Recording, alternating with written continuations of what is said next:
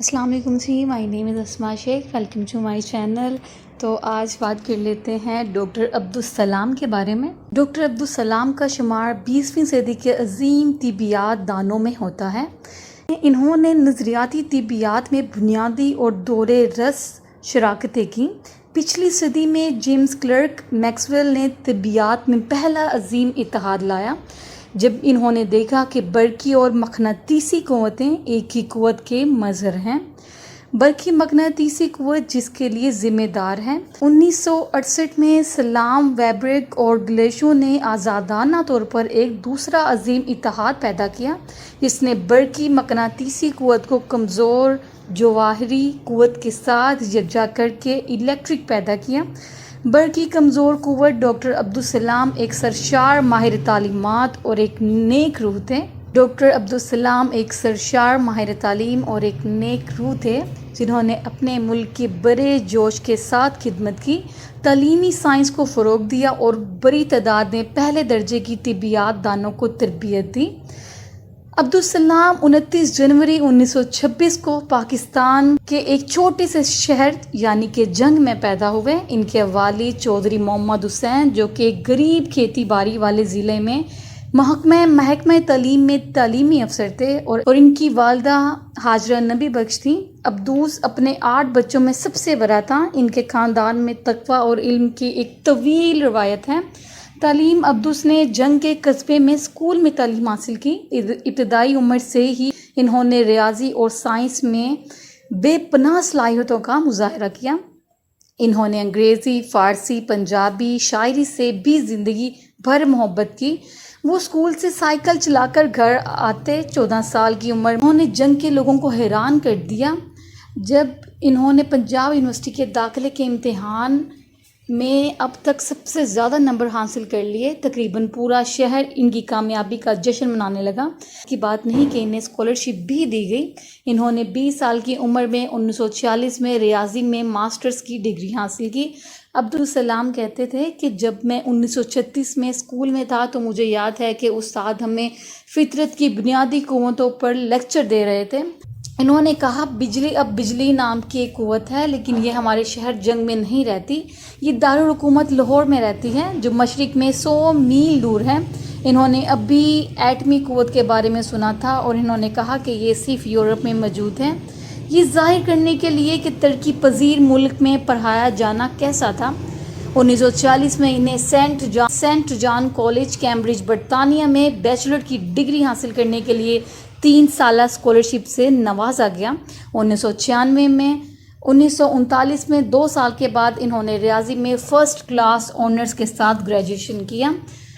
1 سال بعد انہوں نے فزکس میں فرسٹ کلاس آنرز کے ساتھ گریجویشن کیا۔ 1950 میں انہیں کیمبرج یونیورسٹی سے اسمتھ کا انعام یونیورسٹی میں طبیعیات میں سب سے شاندار پری ڈاکٹریٹ شرکت میں ملا۔ انہوں نے کیمبرج نظریاتی طبیعیات میں پی ایچ ڈی بھی حاصل کی۔ 1951 میں شائع ہونے والے ان کے مکالمے میں کوانٹم الیکٹرو ڈائنامکس میں بنیادی کام شامل تھا، جس نے انہیں پہلے ہی بین الاقوامی شہرت حاصل کر لی تھی۔ ان کا پی ایچ ڈی کا کوانٹم تھیوری آف فیلڈز میں ترقی پر تھا۔ یہ ایک بہت ہی شاندار کام تھا۔ ایک ماہر طبیعیات کے طور پر اپنا نام بنانے کے علاوہ ان کے نتیجے میں انہیں 1956 میں ریاضی کے علوم کے لیے انتہائی باوقار ایڈمز پرائز کا ایک حصہ جیتا تھا۔ انعام کے اہل ہونے کے لیے امیدواروں کی عمر 40 سال سے کم ہونی چاہیے تھی۔ میں 25 سال کی عمر میں سلام گورنمنٹ کالج لاہور میں ریاضی پڑھنے کے لیے اب آزاد پاکستان میں لاہور شہر واپس آئے۔ 1991 میں 25 سال کی عمر میں سلام گورنمنٹ کالج لاہور میں ریاضی پڑھانے کے لیے اب آزاد پاکستان میں لاہور شہر واپس آئے۔ وہ امید سے بھرے ہوئے تھے کہ وہ نوجوانوں کی نئی نسل کو سائنسدان بنانے اور معاشرے کو جدید بنانے کی ترغیب دے سکیں۔ اگلے سال 1992 انہیں پنجاب یونیورسٹی میں ریاضی کا سربراہ مقرر کیا گیا۔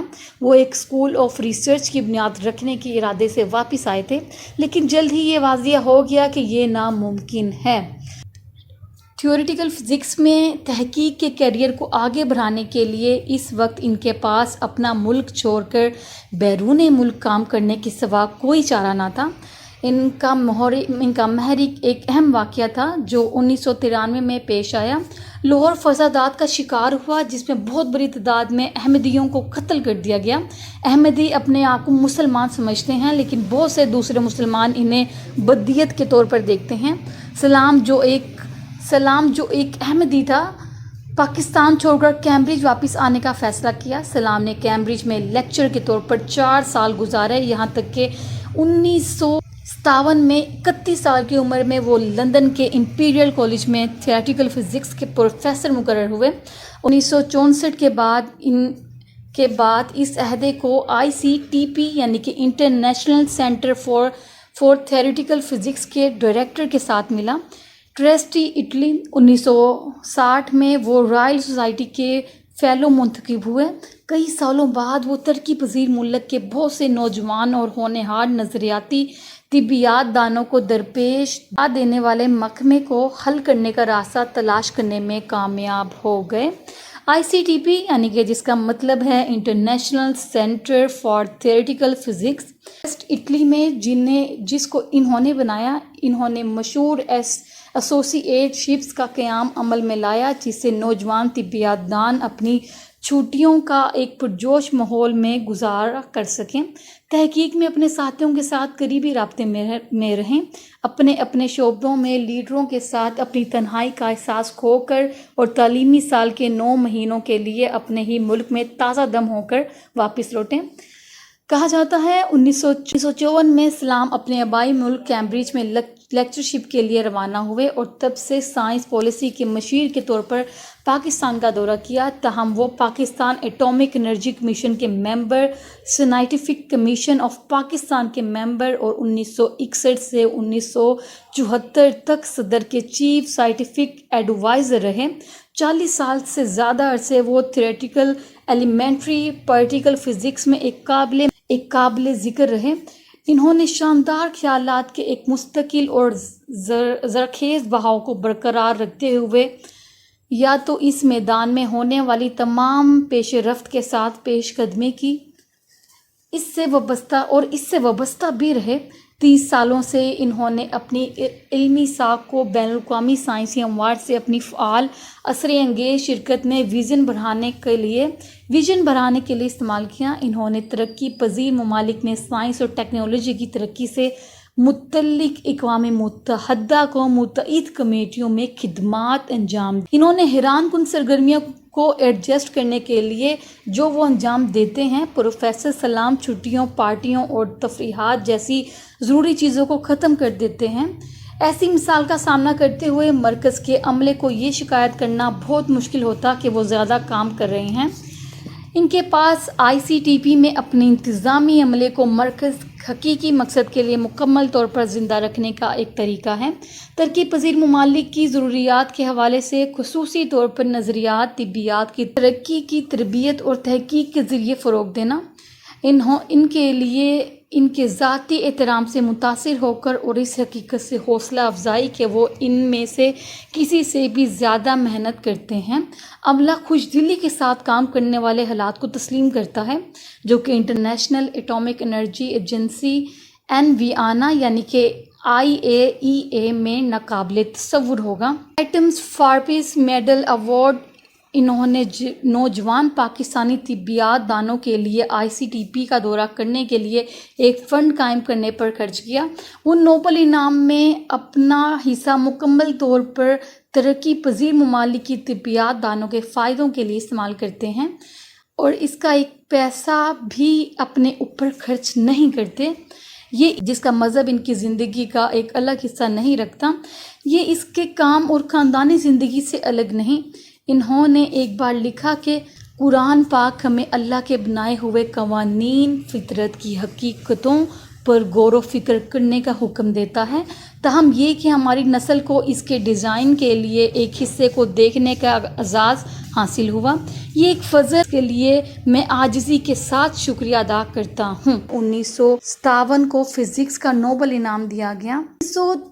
56 में सैनियल में एक फिजिक्स कॉन्फ्रेंस में सलाम चिन नंग यंग को सुनकर बहुत पुरजोश हो गए। नहीं, इसका मतलब ये था कि फितरत बाएं और दाएं में फ़र्क बता सकती है। सलाम ने हैरत से सोचा, क्यों कमज़ोर तामुलात में बाएं और दाएं हम आहमांगी के खिलाफ वर्जी हों, लेकिन बरकी मकनातीसी मामलात में महफूज है।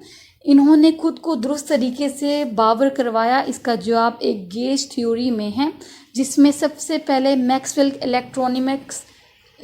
इलेक्ट्रोडायनामिक्स की तश्कील था। 1969 का फिज़िक्स का नोबल इनाम मुश्तरका तौर पर दिया गया।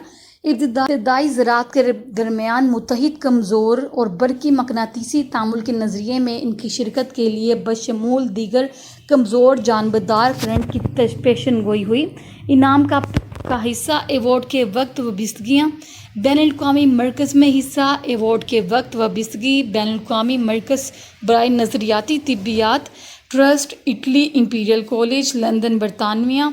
साइंसी कामयाबियाँ। साइंस में सलाम की सबसे मशहूर शराकतों में शामिल हैं 2 जुज़ों न्यूट्रिनो थ्योरी और कमज़ोर तामुलात में नागज़ीर बराबरी के खिलाफ वर्जी की पेशन गोई।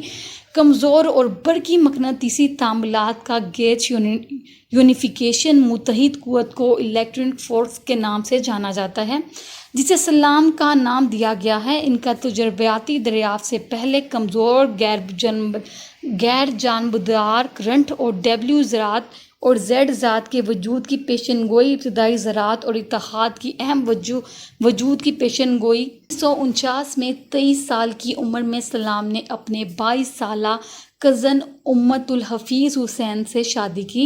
इस जोड़े की 3 बेटियां और 1 बेटा था। नवंबर 1966 में सलाम ने माहिर हयातियात लोइस जैनसन से शादी की, जिससे इनका 1 बेटा और 1 बेटी है। उम्मतुल हफ़ीज़ बेगम से इनकी शादी 1949 से 1996 तक रही। लोइस जैनसन से इनकी शादी 1988 से 1996 तक रही और इनके कुल बच्चे 6 थे। 1974 में सलाम को अफसोस हुआ जब हुकूमत पाकिस्तान ने अहमदियों को गैर मुस्लिम करार देने का कानून पेश किया।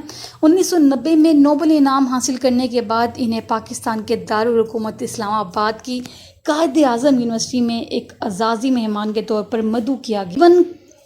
तकरीब को मनसूख कर दिया गया क्योंकि इन्हें इंतहा पसंदों ने धमकी दी थी कि अगर सलाम यूनिवर्सिटी में आए तो इनकी टांगें तोड़ दी जाएंगी। 90 की दहाई के वस्त में सलाम एक इनहताती असाबी अर्जे में मुब्तला होने लगे कर दिया गया। बिलाखिर इन्हें एक व्हील चेयर तक महदूद कर दिया गया। वो 68 साल की उम्र में 1994 में इंपीरियल कॉलेज में अपनी कुर्सी से रिटायर हुए। अब्दुल सलाम का इंतकाल 70 साल की उम्र में 21 नवंबर 1996 को ऑक्सफोर्ड में घर पर हुआ। 4 दिन बाद इन्हें पाकिस्तान के अहमदी शहर रबुआ में दफन किया गया। जी, तो ये थी एक छोटी सी इंफॉर्मेशन अब्दुल सलाम के बारे में। उम्मीद करती हूँ वीडियो अच्छी लगी होगी। वीडियो अच्छी लगी हो तो चैनल को सब्सक्राइब और वीडियोज़ को लाइक कर दीजिएगा। तब तक के लिए अल्लाह हाफिज़।